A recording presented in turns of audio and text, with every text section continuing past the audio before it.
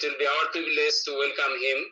And we'll say 3 times Hari Bol for his, good health and, Krishna conscious spirit, so that he can spread the message all over the world, So in the pandemic time, I know Prabhu has been relentlessly giving this seva online. So let's welcome our special guest for tonight. His Grace Rohinipriya Prabhu ki Jai. Jai. Jai. His Grace Rohinipriya Prabhu ki Jai. Welcome. Hari Bol. Hari Bol. Hari Bol. All for Prabhu's good health, and all our devotees, wherever they are, they should be all in good health and spirit to Krishna consciousness. And we beg Rohinipriya Prabhu's permission to introduce him for our devotees, those who don't know him. But I'm pretty sure everybody knows him. I don't have to tell much. But if there is anybody is not there who doesn't know him, I'll just briefly explain who he is. He's a very great personality. He is a disciple of His Holiness Radhanath Swami. And all of you know that Prabhu is a doctor of medicine and surgery from Pune. And he joined in early 1990s in this Iskcon movement in Pune. And as a brahmachari, he joined in Iskcon Pune. And 1995, Prabhu has moved to Bombay Chowpatty Temple, and where he served in many directions, like as a director of Youth Forum, as a temple management. Also, he has served in the committee for spiritual vision in Chowpatty Temple. And since 1996, Prabhu has been started preaching all over India, especially in Aurangabad, Maharashtra and Mumbai. And he always fills the lives of people with the joy of Krishna consciousness by his practical, mesmerizing spiritual discourses. He always counsels and guides our youths and other people to become Krishna conscious.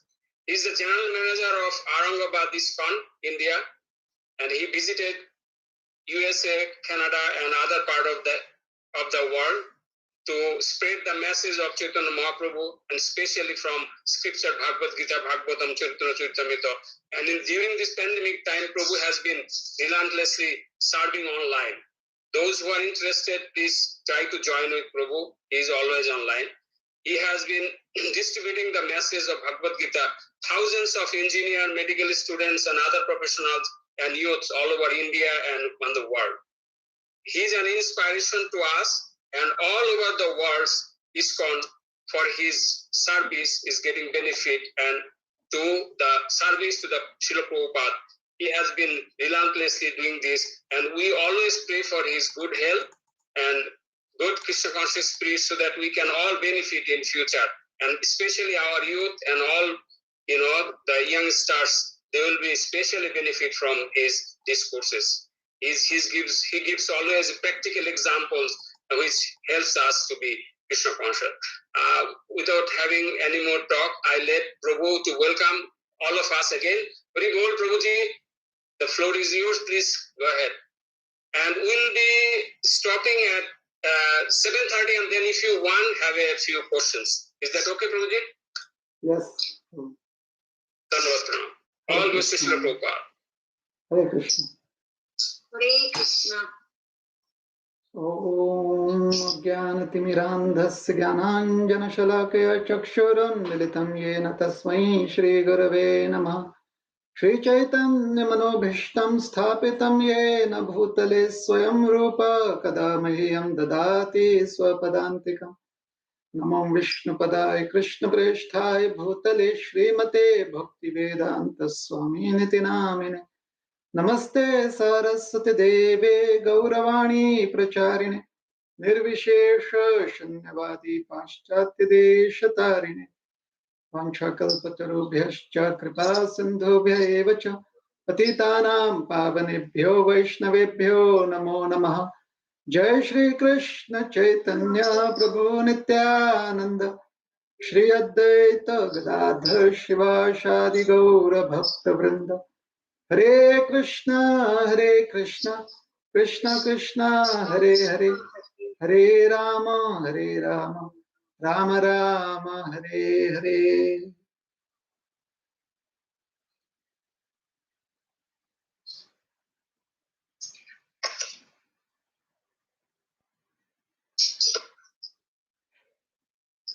Jaya Jaya Shri Chaitanya, Jaya Nityananda, Jaya Daita Chandra, Jaya Gaura Bhakta Vrinda.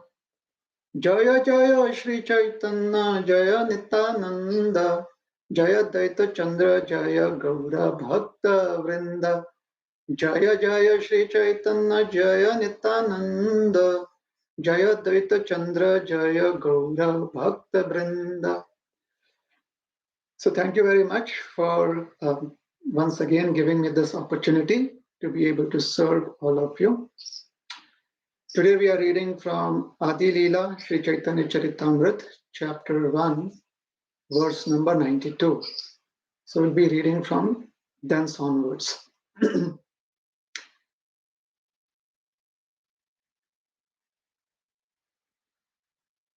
तारा मध्य मोक्ष वांछा कैतव प्रधान जहाँ हित कृष्ण भक्ति होय अंतर्धान. So Kaviraj Goswami is writing, the foremost process of cheating is to desire to achieve liberation by merging into the Supreme, for this causes the permanent disappearance of loving service to Krishna. Krishna Bhakti Hoya Antardhana. So Antardhana means it disappears from a vision. We no longer are able to see that as our goal. Krishna Bhakti. So we've been discussing from the Adi Leela for some time, and I'm sure that the context must have been set. So Kaviraj Goswami, Krishnadas Kaviraj Goswami, the author of Sri Chaitanya Charitamrita, he is introducing the two brothers, Sri Chaitanya Mahaprabhu and Sri Nityananda Prabhu, to the readers now. And he says that they are the original lords, Krishna and Balaram. Krishna being Sri Chaitanya Mahaprabhu and Balaram being Sri Nityananda Prabhu. And they have appeared here for the purpose of removing the ignorance and the illusion within the hearts of all living entities. The consciousness of the living entities is seeped in this. The consciousness of the living entity in the material world is covered by this ignorance, agyan. Kaviraj Goswami uses the word kaitava in a previous couple of verses. He says kaitava, and that is what is being explained in today's verse also, that the cheating religion. So there are two references for this. One is Kaviraj Goswami's own verse previously, where he says kaitava, and even today, I'm sorry, and the verse today, kaitava pradhan, moksha vancha kaitava pradhan. So previously also he's used it. And in the Srimad Bhagavatam, first canto, dharma proichita kaitavatra. So projita kaitavatra. This verse is there in the Srimad Bhagavatam. This verse explains the benefit of or the blessings that Srimad Bhagavatam has come to give all the conditioned souls.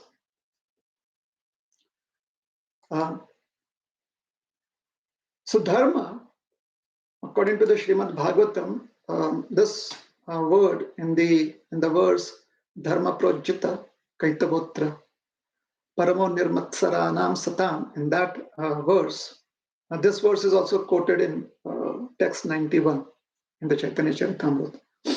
This is from Srimad Bhagavatam verse. This is from the Srimad Bhagavatam, a verse from there. Is used, has been spoken by Srila Vyasadeva as the blessing of, or as the benefit of being able to read and understand the message of the Srimad Bhagavatam. So Srimad Bhagavatam has the message of how we can offer service in the mood of devotion to the Supreme Personality of Godhead. This expression of the living entity in the conditioned state is sometimes misdirected to other proclivities, to other aspirations. So the living entity has a chance to serve Krishna. By reading the Srimad Bhagavatam, through its understanding, we explore the various options there are to serve the Supreme Lord. And we try and see where we feel comfortable amongst those options, the various processes of devotional service. So one or more amongst them makes us feel comfortable. So every living entity has their individual inclinations towards discomfort or towards having discomfort. So this proclivity of the living entity in the conditioned state is misdirected to other aspirations through a process which seems similar, but actually it is not the same process. So therefore it is called as dharma projita. Projita means that which has been completely uprooted or completely rejected. So there are 4 various aspects of a living entity's existence, which are referred to as the goals of human form of life, according to the Vedas. And these 4 principles or goals of life, these 4 goals of life are called as the Purushartha. Because the living entity, every living entity is at a different level of evolution, each of these Purusharthas keeps the living entity safe from falling into the lower species of life. That is why it is called as Purushartha. The scriptures will always explain what are the dangers of falling into the lower species of life. The dangers of falling into the lower species of life is that the opportunities to render devotional service is very minimal. So what are the 4 Purusharthas? What are the 4 goals of the human form of life? They are called as Dharma, Artha and Kama, Moksha. Very liberally, if it is translated into English, the liberal translation is principles of religiosity, then sense enjoyment, favorable sense enjoyment, material emancipation, or let us say economic development. That is the 3rd one. And 4th is liberation. So when the living entity pursues any one of these Purusharthas, any one of these 4 goals, if they complete the pursuit, then they come to the point of liberation or moksha. Even if they do not complete their pursuit, because they are following one of these goals of human form of life, or they are aspiring for one of these goals of human form of life, it assures them enough fruits, enough karma phala, to once again have a human birth, or it gives them, it accrues enough pious credits for them that in the future, in this very human form of life, they can aspire for higher goals. So that is why these Purusharthas are important. However, they are meant for people who are on different levels of evolution.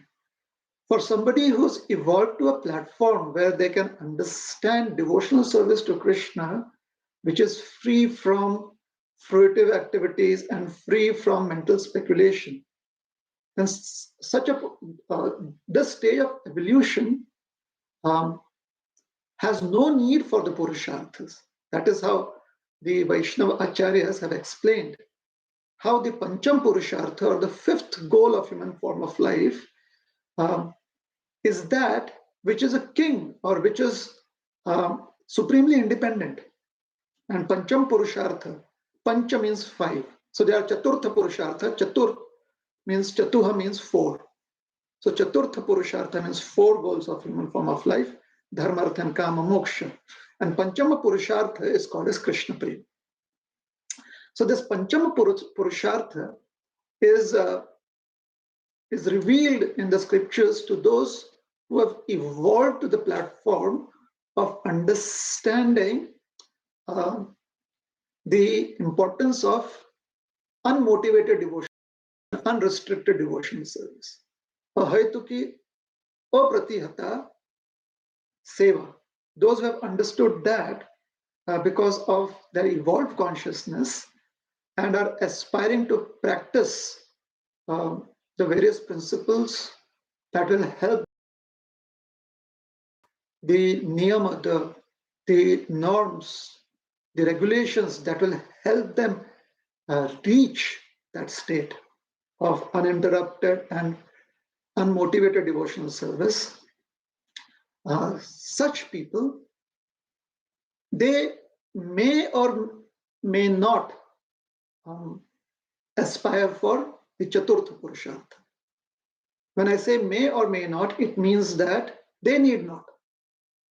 And the reason they need not is because they have already surpassed the needs of the principles of religiosity, the needs of favorable sense enjoyment, the needs of economic development, and the needs of liberation. They have surpassed that.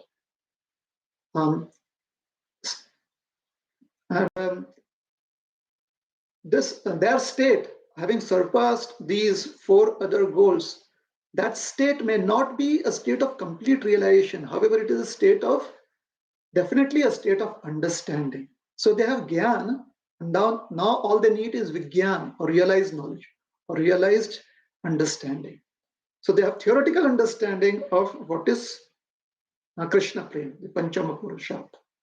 Now, when such people, or those who are qualified to be able to access the understanding of Krishna Prema, those who are qualified to know what is Krishna Prema, or the Pancham Purushartha, if they get directed or misdirected by so-called intelligentsia, the so-called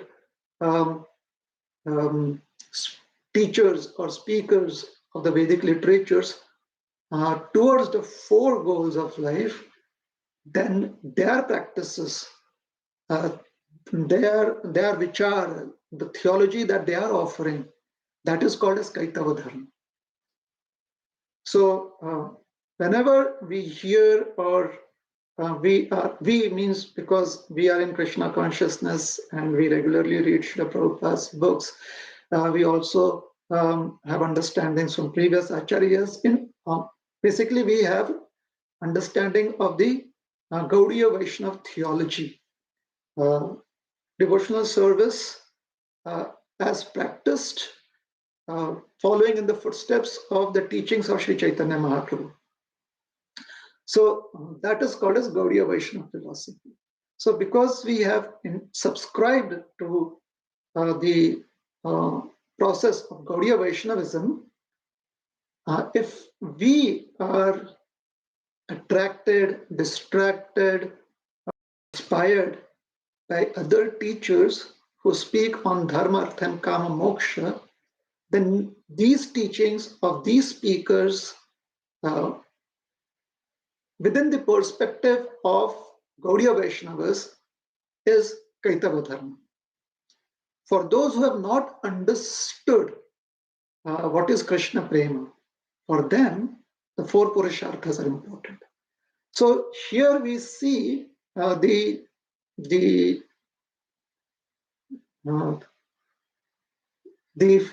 kind of filtration that is taking place, or the kind of evolution of consciousness that is taking place. Hence, Kaviraj Goswami here is kind of, he is warning us about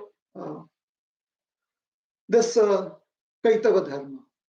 And amongst the Kaitava Dharma, or the teachings which, for a Gaudiya Vaishnava, those teachings which seem more attractive than Krishna Prem, even though they may be Dharma, Artha and Kama, Moksha. Amongst them, Moksha seems to be very glittery. It seems very, very attractive. And the reason is, in conditioned life, people are tired of the deteriorating body and the constantly fluctuating mind and the problems that we have in interpersonal relationships, because these relationships are more or less based on the bodily platform and the needs of the body more than the needs of the soul, more than the practices of devotional service. So because these interpersonal relationships are so tiring, even amongst individuals in the Gaudiya Vaishnava family, even amongst the devotee community, so to say, they're so tiring. There is tiring in the sense it is never. There is always so many ups and downs. There are successes, there are failures, there are likings, there are dislikings, there are challenges, there are praises, so on and so forth. So in the conditioned state, whenever the bodily conception overwhelms our spiritual existence, the idea of liberation may seem to be it may seem to be very liberating. It may seem, the idea of moksha may seem to be a kind of relief. Just as, just to give a simple example, after a very wonderful festival, let's say Janmashtami, those who have been working like 24 to 36 hours, like cooking or cleaning or taking care of the devotee paraphernalia, like those grueling hours, and finally the celebrations come to an end, and everyone is because the deities are now taking rest and the curtains are drawn and the festival is over, people are gone, and the entire day is fasting, and then the enthusiastic participation in the festival, the kirtan, the lecture, all of that. Towards the end of it, one feels completely drained out. And it is quite possible that one may just kind of fall back into one's couch or chair or on the bed or on the ground. And one is saying, finally, the festival is over. So this idea that finally something is over, it speaks about the philosophy of Adyantavanta Kanteya, Adi and Anta. For that which there is a beginning, there is an end. And for that where there is an end, there has to be a beginning. So, Nateshu Ramate Buddha. How is that? Jatasya Dhruvar Mrityur Dhruvam Janma Mritasya cha. So, for when there is birth, for one who has birth, that is certain, and for one who is dead, rebirth is certain. So that is the principle of material existence. It is called as samsara, or the cycle of birth and death. So when we feel that, oh, now it is over. Finally, it has come. It is over. Now let me just get over with my, I have to finish my remaining rounds, or I can go and take rest because I'm completely drained out. Or some of us may feel that, all right, it's already midnight or past midnight, so we can just stay awake till morning, Mangalarti. And so we try to chant that day's rounds on that day. And after Mangalarti, Guru Puja, we fall asleep because we are completely drained out. So the moment where we are kind of drifting into sleep, that moment where we have let go of everything, there is a possibility that letting go could be with the feeling that it is over finally. This year's festival is over. And this year's services for this festival is over. So in the conditioned state, as long as the body, because the body is tired and the mind is tired, the material body is tired, the material mind is tired, we will be subjected to such experiences. Sometimes devotees give this, they share this wonderful pastime from when Srila Prabhupada was here on the planet. So this is from, I think, New Vrindavan and a couple of other places, but specifically from New Vrindavan. On a Janmashtami day, throughout the day, everyone was fasting and everyone was enthusiastically doing so many services because Srila Prabhupada was there in New Vrindavan. So people were just, devotees were like, if Srila Prabhupada would come into a temple or walk down from his residence, his house to the temple, his quarters to the temple, and he sees us.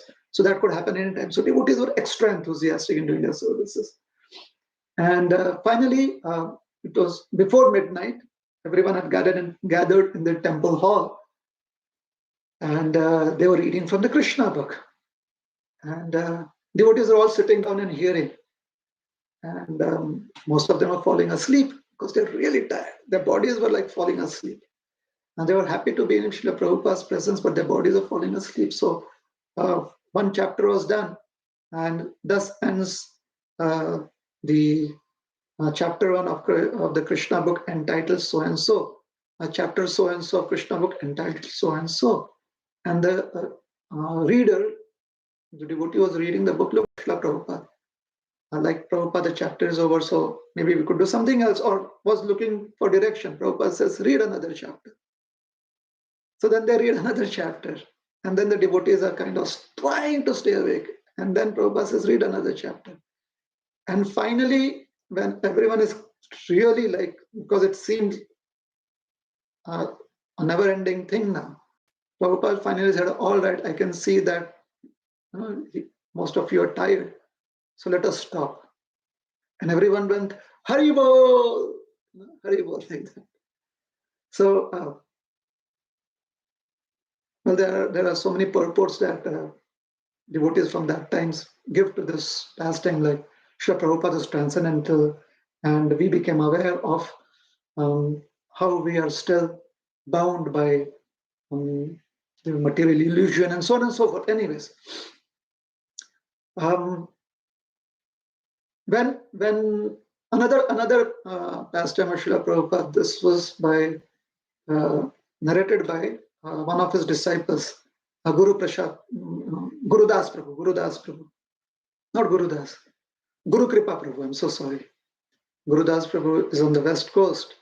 Guru Prasad Prabhu is from Canada, the eastern side. But this is Guru Kripa Prabhu, who with a team of devotees went to Japan, and there he preached Krishna consciousness and collected a lot of funds for the Vrindavan temple. So Prabhupada initiated him and gave him the name Guru Kripadas. So he was narrating this pastime, and it was about one of Srila Prabhupada's, and I personally was there when he was narrating this pastime. This was from many years ago in Vrindavan, during Prabhupada's disappearance festival in the month of Kartik.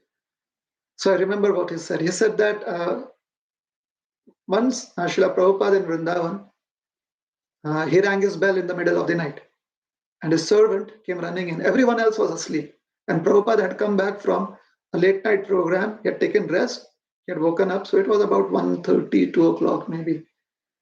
So the servant heard the ringing of the bell. The servant woke up. The servant was asleep, personal servant of Srila Prabhupada. So Prabhupada came in. And Prabhupada he was translating something, and that very much excited him. So he called in his servant, and he was explaining to him what that which was there in the scriptures, most probably Srimad Bhagavatam translation. And the devotee heard. And Prabhupada said, so one has to become completely transcendental to the needs of the material body. And when one is transcendental to the needs of the material body, then one is always wanting to hear about Krishna. I'm just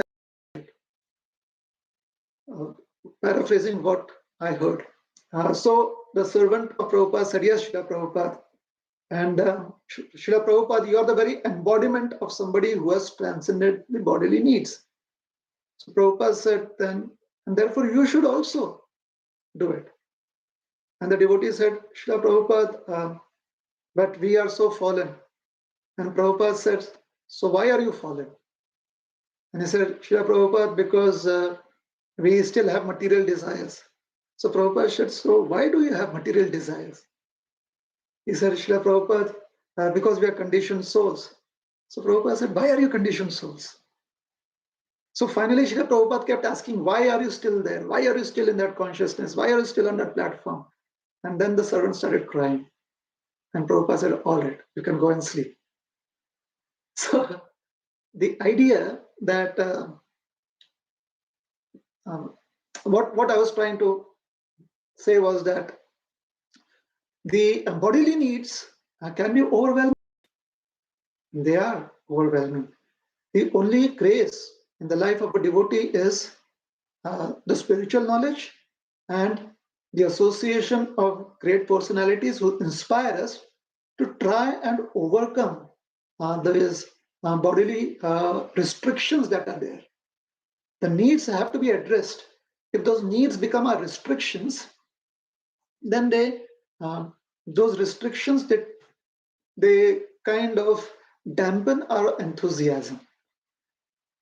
If the body makes us feel unenthusiastic in devotional service, then we lose valuable human time and energy. So we need to have our body and our mind, we need them to be assisting us. We need our body to be healthy, we need our mind to be enthusiastic, we need that assistance. So when we read or when we hear or when we accept teachings which distract us from wanting to achieve Krishna Prem as early as possible towards trying to fulfill the other goals of human form of life, then that could be time consuming. It just stretches our existence in this material world. So Kaitava, and amongst them, moksha is pradhan. The idea that I have to just finish it till it is over, and when it is over, I feel relieved. That is the seed of the fruit of the tree called as liberation. That is the seed. Whenever we want to finish something, get it over with so that we are relieved. That is the seed of the tree of liberation or moksha. This is specifically in context of the activities that we do as sadhana bhakti. When those activities are seen through the lens of I have to begin now, I have to finish then, and after that, I am free to do whatever I want. So from that perspective, the idea of liberation becomes very, very prominent. And when that becomes prominent, then the idea that or the conception that I will become free from the cycle of birth and death, or I will become free from material life and then go to Vaikuntha. So getting free from material life, this may become prominent in our consciousness. And when that becomes prominent in our consciousness, then then wanting to just have an existence where there is no more material miseries, that kind of catches our attention. And that could iha hita Krishna bhakti hoy antardhan. And when that catches our attention, then hoy antardhan. This causes the disappearance of our slowly, not immediately, but slowly, it causes the disappearance of, or it makes the inclination to render loving service to Krishna less intense. That inclination becomes less intense, and finally there is a disappearance of that inclination for loving service to Krishna. There is no inclination towards material sense enjoyment. What has become prominent is I just want to become free from material existence. So that becomes prominent. In Gaudiya Vaishnavism, what we have been taught is that this kind of distraction towards wanting to just be free from material existence, or the predominance of this desire leads to a stage of conscious existence where the love for Krishna is not really being facilitated. The environment is not really very encouraging for the love for the Supreme Lord that we have within our heart. It is not very encouraging. Why it is not very encouraging? Because most of our energy and time is simply going in trying to be free from material existence. Hence, we have been advised that we can simply focus on chanting Krishna's holy names. And for somebody who finds that taste, or for someone who finds that inclination, or somebody who is becoming enthusiastic and vibrating the names of Krishna with our tongue, and hearing the names of Krishna with our ears, and feeling very excited and jubilant within our hearts and our minds when we do this. That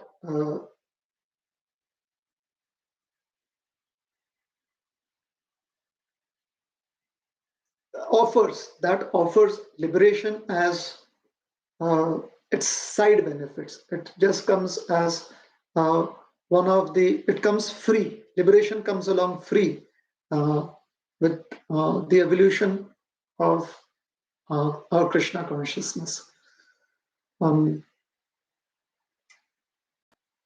So we see in the lives of great acharyas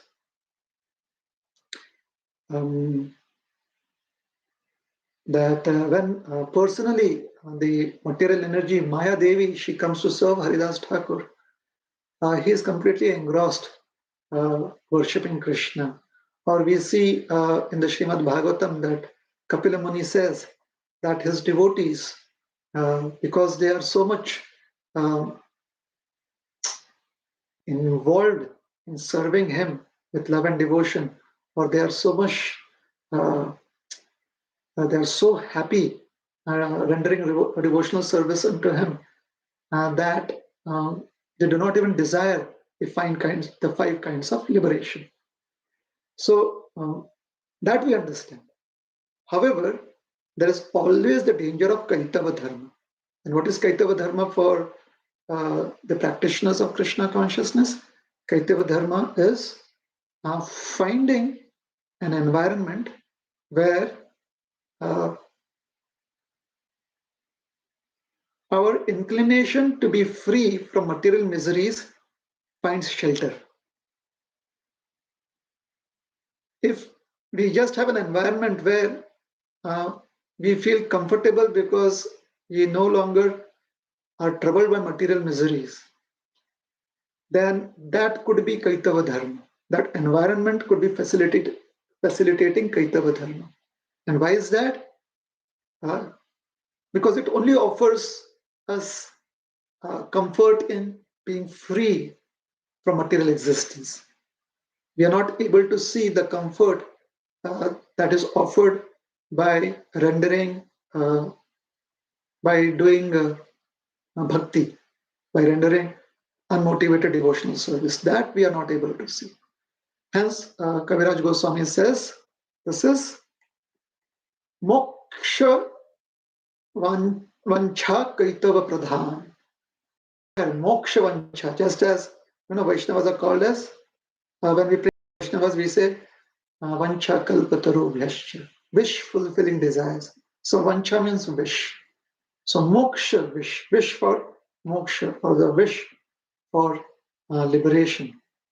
And the pinnacle of this wish for liberation is to merge with the Supreme Personality of Godhead in His Swarupa. So that is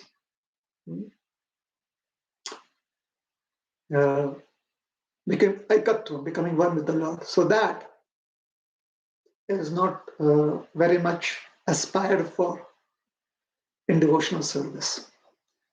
So then Kaviraj Goswami in the next verse, he says,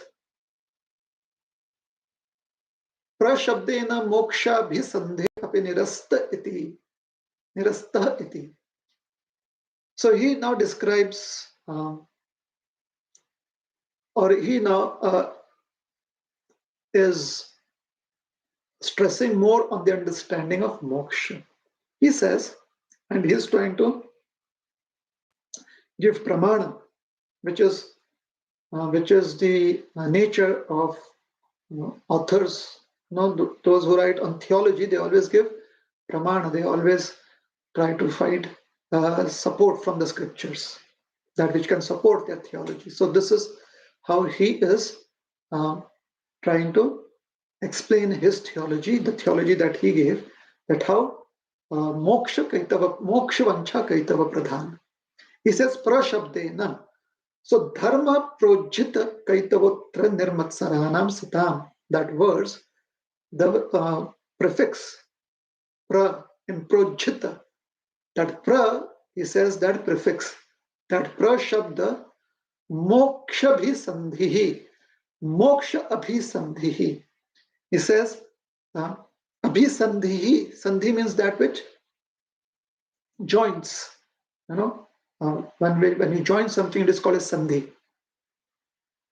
So abhisandhihi, it means that it is bringing that within the realm of your understanding. So the prashabda that is used in projita, it actually is stimulating you to think about moksha. That is how he gives the explanation. So he says, the prefix pra in the verse from the Srimad Bhagavatam indicates that the desire for liberation is completely rejected. So dharma projita kaitavatra. So projita pra shabda abhisandhihi means it is taking you towards that. It is kind of giving you that understanding. So the four goals of human form of life, which is what is dharma, projita means it has been rejected. But by using the word prajita, pra-ujjita, that pra indicates that specifically of the four goals, the goal of moksha is being completely rejected. So although dharma word used in Srimad Bhagavatam could mean the four goals of life, or it could mean the first goal of the four goals of life, Kaviraj Goswami says and he's quoting from Acharyas, Sridhar Swami, he's quoting from Sridhar Swami, a previous Vaishnava Acharya and a commentator on the Srimad Bhagavatam, that the word pra here indicates that of all the four goals, the word dharma indicates the goal of moksha, and that has been completely rejected. By whom? Nirmatsaranam satam.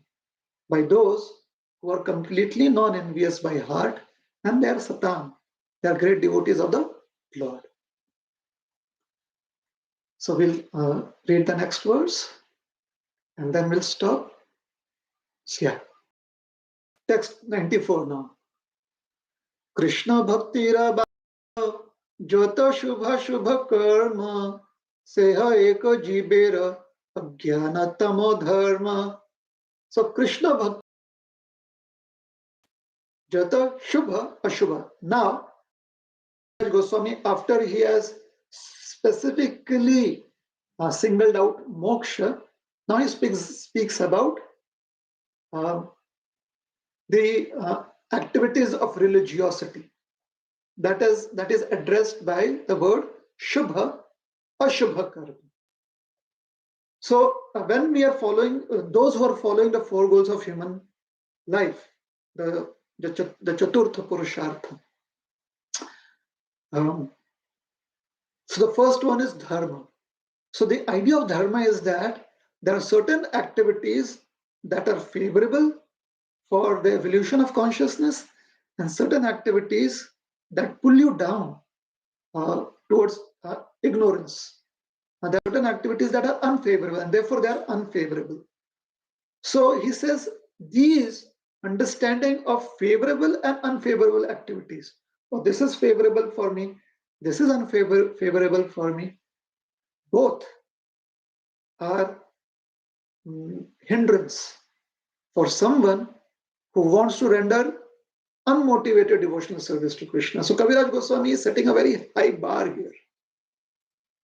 And for those of us who are on the platform of unmotivated devotional service, it is not a high bar, it is normal life. So this is normal life. Unmotivated devotional service, uninterrupted devotional service is what satisfies the living entity. Savai pumsang paro dharmo yato bhaktir adhokshaje ahaitukya pratihata ye atma suprasidati. Ye suprasidati. The living entity becomes happy. And this is the formula for happiness. Ahaitukya pratihata. Unmotivated, uninterrupted devotional service to Krishna. So when one wants to render unmotivated service, then one cannot consider favorable and unfavorable, because then there is motivation. Oh, this is favorable, so one is motivated by favorable. And oh, this is unfavorable, therefore one is not motivated. And when we consider favorable and unfavorable, then it also brings interruption. So the idea of dharma and then artha, moksha has been relegated, it has been discarded. Now we come to dharma, shubha, ashubha, karya. Even that is badhak for Krishna bhakti. Why? Because Krishna bhakti is the goal for those who are looking for, who are inspired by the Pancham Purushartha, by those who want Krishna Prem. So in Krishna Prem, we don't want to see what is favorable and unfavorable. Although, as practitioners, we want to see what is favorable and unfavorable. And therefore, as practitioners, as sadhakas, sometimes we can be distracted by Kaitav Dharma. Hence, Kaviraj Goswami is warning us about it. Those who are siddha, or those who have perfected the practice of Krishna Prem, those who have perfected their existence in Krishna Prem, or have achieved the goal of human form of life as Krishna Prem, as love for Krishna. Krishna Prem is love for Krishna, for them. Shubha, Ashubha, this consideration is Krishna Bhakti Badhak. It becomes a hindrance in Krishna Bhakti. Why? Because for such personalities, every opportunity is a moment to serve Krishna. Every opportunity, moment to serve Krishna. For example, Prahlad Maharaj, when he was served poison, he drank it, just as if you drink nectar, just as if you drink water, just as if you would drink any other drink. He just drank that poison because his father Hiranyakashipu gave him the poison. The reason being, Prahlad Maharaj was completely immersed internally in meditating on the Lord. He was in complete Krishna Smaran. Krishna Smaran, we give the example of Prahlad Maharaj as the Acharya for Krishna Smaran. So Prahlad Maharaj was completely engrossed in meditating on Krishna.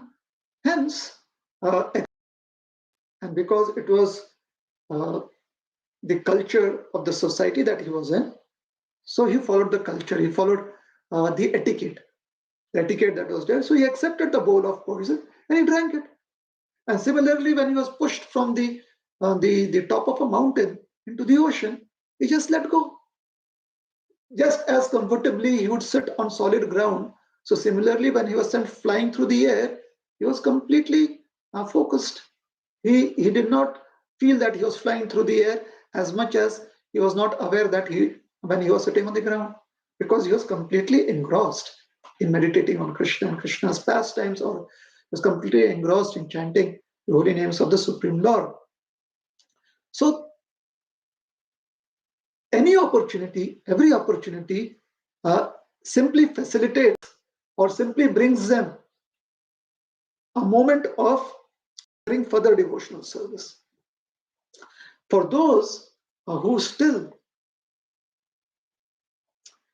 are caught in this duvidha, in this dichotomy, in this dilemma of, oh, is this favorable, is this unfavorable? They are some distance away from Krishna Prem. They are on the way to Krishna Prem. They are facing towards Krishna Prem, towards the goal of Krishna Prem.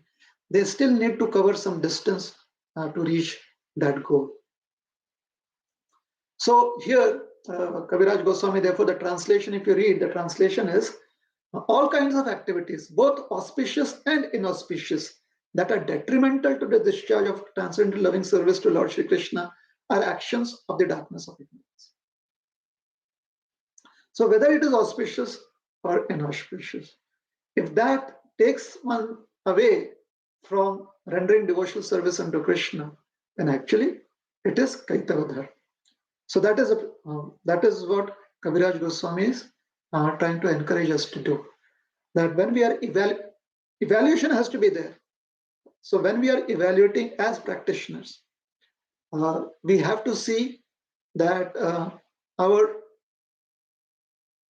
service to Krishna or our inclination to do seva, to do service towards Krishna, is not hindered in any way. And if it is hindered, then even if those activities are inauspicious activities, we should try and avoid them. And if those activities are auspicious activities, we should try and avoid them. So Krishna Bhakti Ra Badhak Jata Shubha Karma Seha Eka Jivera Ajnana Tamo Dharma. That which is Badhak, and it could be Shubh, pious, or Ashubh, impious, auspicious or inauspicious act. Seha Eka Jivera, either of these for a living entity in this material world, Ajnana Tamo Dharma. It is the nature of, or it has the propensity, it has the property to put us into ignorance. Ajnana Tama.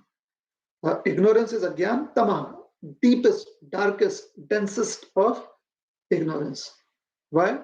Because Jahan Krishna taha nahi maya adhikar. So wherever there is no Krishna, when we become Krishna Vimukha Jeev, when we turn our face away from Krishna, then we are in the region of darkness or in the region of ignorance, agyan. So we'll stop here. It is 9:25, I think. Sorry, your time is 7:25.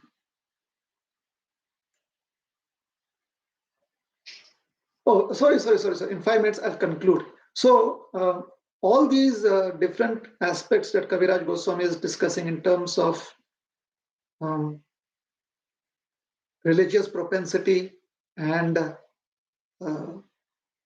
moksha, liberation, and how it can distract the living entity, and it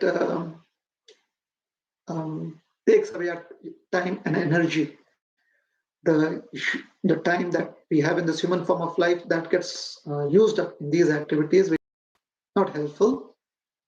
So Kaviraj Goswami is saying that these two lords specifically, Lord Chaitanya and Lord Nityananda, they have come to remove such ajnanatamam.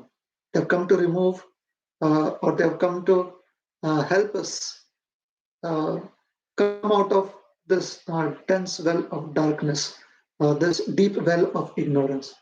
And therefore these two brothers are like the sun and the moon. Gaudude Pushpavanto Chitro Shandotamo. They have arisen on the horizon of Gaudadesh to dispel the darkness. The sun dispels the darkness during the day, and the moon illuminates the night. So in this way, the two lords have come to save the conditioned living entities, specifically from Kaitavadhar. Hare Krishna. Hare Krishna. Thank you very much, Prabhuji. So if any devotee has any questions to ask, please unmute and ask Prabhuji directly. We have 10 minutes to discuss. Thank you.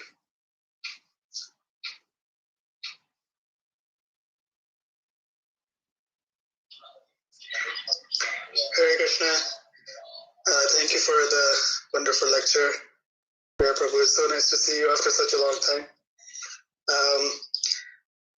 I wanted to know, so when we fall into ignorance, there are some characteristics that we have when we fall into ignorance. And one of them was that I was struggling with was the concept of envy. I think we get a lot of envy just with people around us, and even when we are in the, amongst devotees, with other devotees. So how should one deal with envy? If you could talk a bit. Let us chant loudly, Gauranga. Gauranga. Yes. Chaitanya Bhagavat describes Lord Chaitanya as a lion. He's called as Gaura Simha, golden lion. And Vrindavan Das Thakur describes that when Lord Chaitanya roars, then just by his roar, the darkness of this material world, it gets dispelled. Once we were on Navadip Mandal Parikrama, and His Holiness Jayapataka Maharaj, he was being our Dhama guide. He was revealing the glories of the Holy Dham, and he took us to the place called as Gauradoha, where Lord Chaitanya, with the touch of his lotus feet, he liberated a crocodile. And there he said that similarly, we have been entrapped by the crocodile of material existence in the form of lust, pride, greed, anger, envy, illusion. And if we loudly chant Lord Chaitanya's name, and then he roared out into the mic, Gaura, Gaura, Gauranga, like that. He did that, and he said that when we do that, then immediately we are offered protection from these challenges. The idea, what he was trying to convey, according to my understanding, was that when we chant Lord Gauranga's name, and specifically when we do it in circumstances where these unwanted qualities they are troubling us, we remember that Lord Chaitanya has come to save us from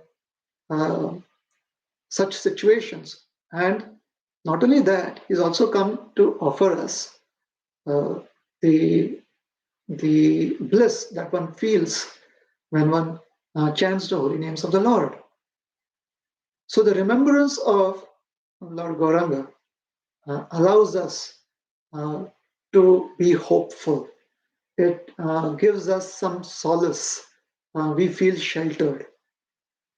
Hence, the holy dham, the holy place of Navadvip, is called as Audarya Dham, and Sri Chaitanya Mahaprabhu is called as the Audarya incarnation, or the most munificent incarnation.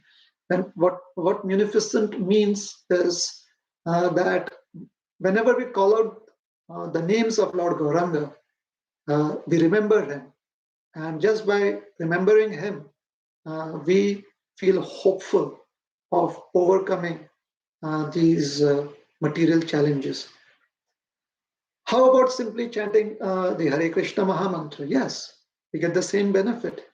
However, in the material world, because we are hardwired to seek some drama, we need some involvement in certain activities.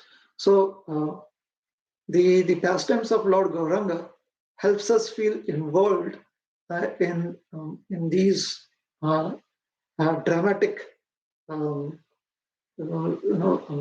exchanges that he has. So because we the conditioned state of wanting to have a movie unfold in front of us, to have something exciting unfold for us, is resolved when we think of the pastimes of the Lord, or when we remember the pastimes of the Lord. So if we chant Hare Krishna, we do remember the Supreme Lord Krishna, we do remember Lord Gauranga too. Or at least we are supposed to do that. Or at least, or we may just hear the holy names. So there is hope. However, being having been introduced to Lord Gauranga and how merciful he is, where he did not consider who is sinful or who is not sinful. He gave everyone his mercy. So when having been introduced to Lord Gauranga, it makes it much easier. That is all. It makes it much easier. So the next time when we are feeling uncomfortable with these limitations that we have in the material existence, or limitations of envy or pride within ourselves, or even when we are the recipients of such envy, the immediate reaction could be, the immediate shelter that we could seek within our minds is call out for Lord Gauranga. At one point in one lecture at Radha Gopinath Mandir in Mumbai, Devamrita Maharaj, His Holiness, he was answering a similar question, and he said that sometimes if you're in a situation where you're not able to loudly call out the name of Lord Chaitanya, it was Nityanand Trayodashi, so you're speaking on Lord Nityananda. He said that within your mind you can call out to Lord Nityananda as loudly as you can, as desperately as you can. Within your mind you can do that. And he said that immediately we will feel relieved, we will feel sheltered. So Lord Gauranga is munificent, and Nityananda Prabhu has, somehow or the other, he can instigate or he can stimulate this munificence of Lord Chaitanya. So we can remember Lord Nityananda by calling out his name within our mind. So that could be the immediate reaction. And then we could try and see how we can overcome these limitations through favorable practices. Some of the, just off the top of my head, some of the things that people here are how to manage one's emotions is that you kind of start counting backwards from 96, 95, some odd figures, so that your mind gets distracted from those strong emotions. Or you could start noticing few things and count them, like, okay, I see a red lamp, or I hear some sound, or I can taste something. So give your senses some activity, immediate activity. Involve them in something immediately. So these are some of the practices that one can adopt, and then one can leave that place, or one can, after one is a little calm and is able to put across one's views in a very decent manner, one can do that. Or one could leave the place and try to rearrange our priorities so that we are never again in such a situation. So those are the various measures one can adopt. So this is what comes to my mind. Is that all right? Yes, thank you. Thank you, Prabhu, for that comprehensive answer. I very much like that if you call out the Gauranga, Lord or Krishna, Nityananda, Prabhu, it immediately distracts our mind and we're able to be more emotionally stable. So thank you for that. Hare Krishna. Raise hand from Rohinipriya Mataji. Mataji, please go ahead. And just for our devotees' information, we have enough time to ask questions, because today we started program as 8:15, so we're going to end it at 8:15. So Parimal Nath Prabhu will have enough time to sing. So let's take this opportunity to ask as many questions you want, please, from Prabhu. Rohinipriya Mataji, please go ahead. Hare Krishna, Prabhuji. It's so good to see you after such a long time. I just wanted to know, how do you develop determination in bhakti? Two ways. One is associate with the book determination, and second is associate with the person determination. So if we can read, hear, adopt principles from our readings, that is one way, or attend seminars. And the second is associate with people that have this determination and are able to help us understand how to fortify our own desire to be determined. So when we do that, then we learn techniques, and after that we have to implement it also. There are two kinds of people. One is called as vicharak, and the other is called as karyakarta. So the karyakarta has to be vicharak also. Vicharak means those who are thinkers. They forget what they feel is important. And then there are those who implement, however, they do not think deeply. So we have to be both. We have to be vicharik karyakartas. We have to be thoughtful doers. Is that okay? So, yes, that's okay, Prabhuji. Yeah, we try to listen to lectures and read, but like during this COVID time, how do you stay like focused or motivated in your spiritual path, where we don't get to meet people? One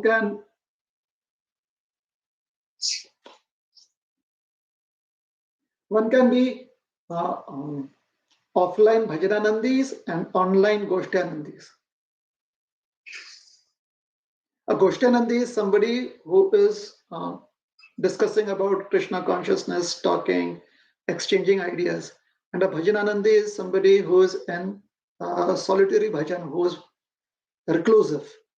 So because COVID times we are forced to be reclusive, we are forced to be, keep distance from others. So we can be offline bhajananandis, and then we can be online goshtanandis. When we come online, we can exchange ideas and seek inspiration accordingly. Is that okay? Yes, Prabhuji, thank you so much. You're welcome.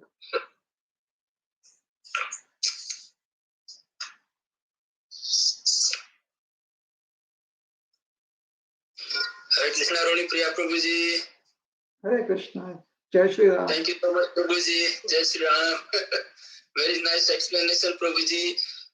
From that question, remind me about one quote from His Holiness Radhanath Swami Maharaj, that if we cannot go outside, go inside. Yes. Just remind me from that lecture during the COVID. Thank you for the comment. Thank you, Prabhuji.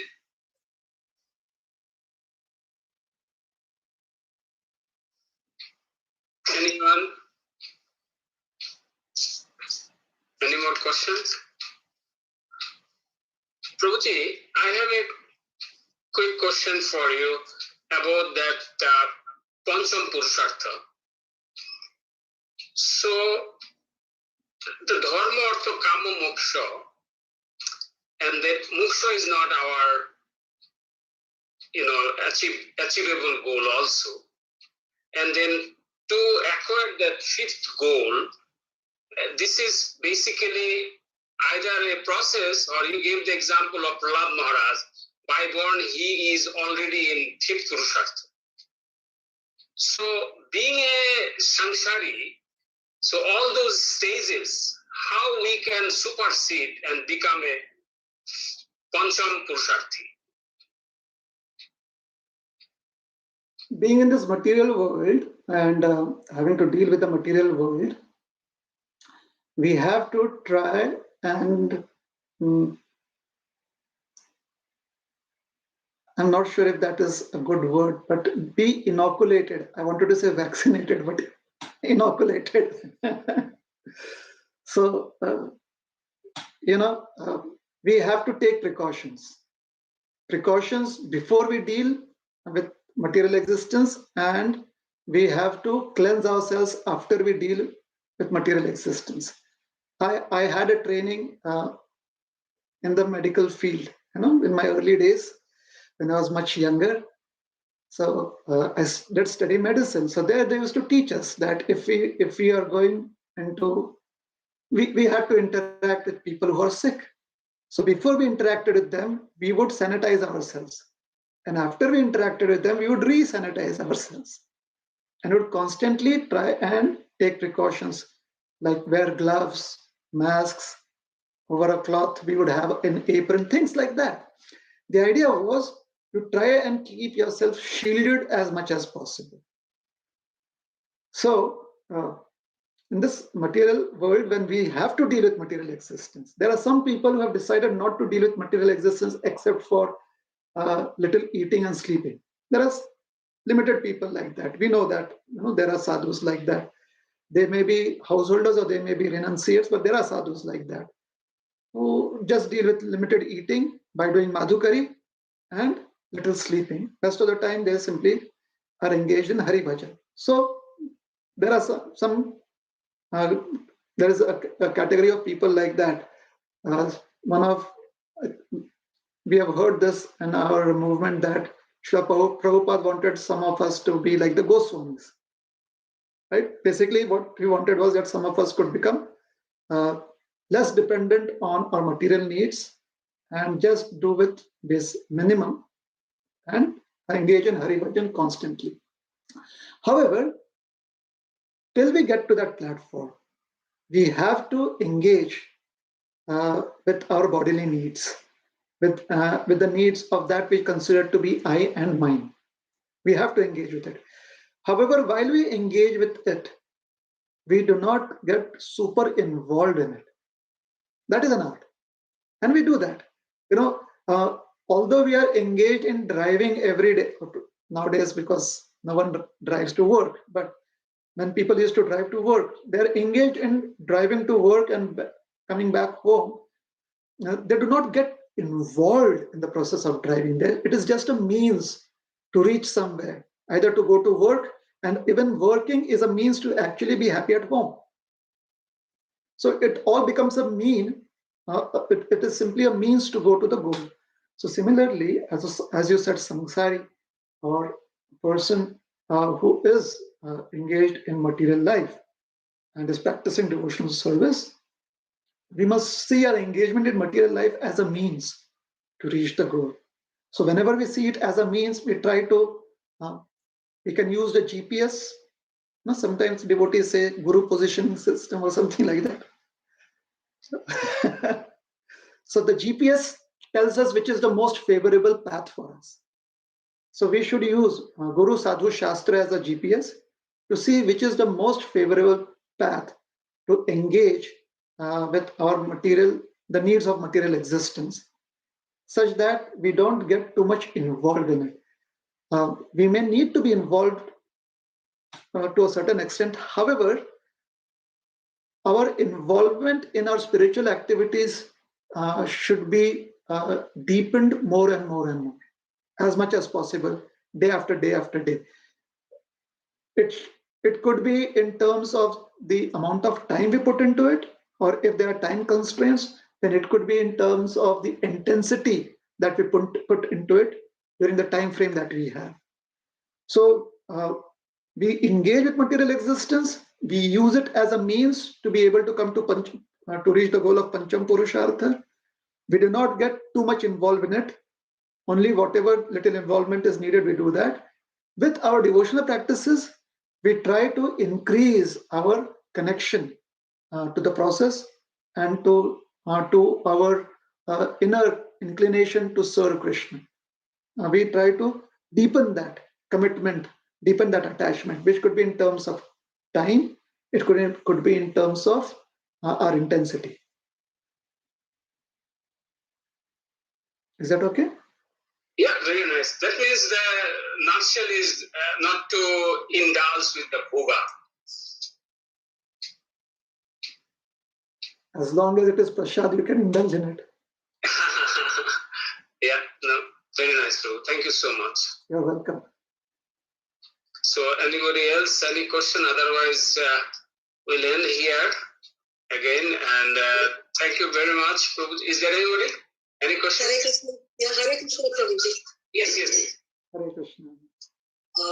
Hare Krishna, Dandavat Pranam, Prabhuji. So you were talking about the moksha, and which was really very well explained. So still we, when we read any Bhagavatam or anywhere, they talk about that Krishna is also telling, and everywhere the description is like, you will get rid of this birth and that cycle. So that is, I'm assuming that is moksha. So my other question is, what is haunting me, like with other sects like Jainism or any other sects, they also talk about moksha. When we are talking about moksha, is it going to Vaikuntha Dham? That is only called moksha, or is there any other meaning of moksha? The other sects, when they speak of moksha, then according to the Siddhanta, the philosophy that is accepted in their institution, they may have various understandings of moksha. Some of them, it starts off on one end of the spectrum, you will find nihilism as moksha, completely letting go of your existence and becoming non-existent, to becoming one with the Supreme Lord. Those who want to become one with the Supreme Lord, there may be two ways they want to do that. One is that they just want to completely merge their existence into the Supreme Lord, just because they're tired of material existence, that is why. And second is because they feel so close to the Supreme Lord that they do not want to be even a millimeter away from him. So they may want to merge. So that is called as sayujya. So these are the two ends of that spectrum of moksha. In Vaishnavism, we speak of seva, which is a concept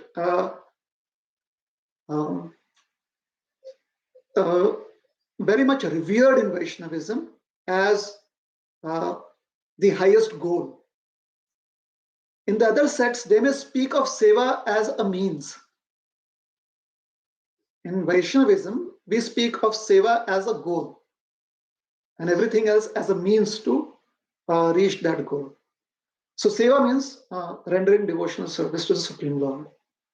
And that is why we are called as Vaishnavas. Vaishnavas are wanting to serve the Supreme Personality of Godhead. There are others that may worship the demigods. So Krishna says, Yanti Deva Pratadeva. Yanti Deva Pratadeva. Those who worship the demigods go to the demigods. So there are those sects also. For them, the idea of moksha is Swargati, to go to Swargaloka. Is it all right? Yeah. Got it. Thank you so much, Prabhu. You're welcome. Is there anybody? Otherwise, we close here. And thank you very much, Prabhuji, again. And we humbly request you, as soon this COVID situation goes away, the first visit will be in Calgary. Just for all the devotees, from all the devotees in Calgary, will be anxiously waiting for you to receive. Please give us that words, Prabhuji. Thank you for all your kindness, and I would definitely keep that in mind. Thank you so much, Prabhuji. Hare Krishna. Dhanavad. Srila Prabhupada ki jai. Hare Krishna. His Grace Rohinipriya Prabhu ki jai. Srila Prabhupada ki jai. Gaur Bhakta Vrinda ki jai. Hare Krishna. Hare Krishna. Prabhu, please go ahead and